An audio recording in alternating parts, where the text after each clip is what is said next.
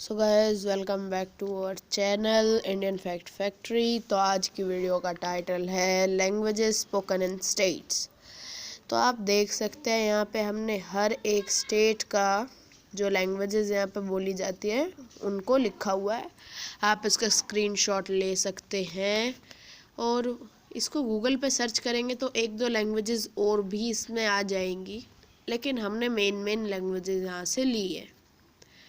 ये है हमारे इस वीडियो में सेकंड पेज, यानी कि ये आगे की जो स्टेट्स रह गए थे उनका है ये।